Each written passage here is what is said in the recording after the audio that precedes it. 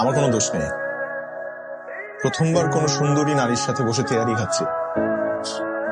প্রকৃতি সাধারণভাবেই মেনে নিতে পারিনি, বাট আর হবে না, মানে দ্বিতীয়বার আর হবে না, আই প্রমিস। আপনি কিন্তু বেশ মজা করে কথা বলতে পারেন। সমস্যা নেই।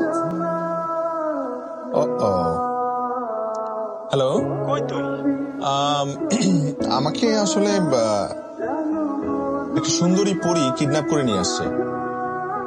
এর হচ্ছে তার সাথে বসে আমি তেহারি খাচ্ছি। ইনফ্যাক্ট সে নিজের হাতে আমাকে তেহারি খাইয়ে দিচ্ছে। পরি পরি পেলি কই? কেন, তুই ছোটবেলায় পরীর গল্প শুনিস না? কি কস? হ্যাঁ, ছোটবেলায় তুই তেহারির গল্প শুনছিস, কিন্তু পরীর গল্প শুন।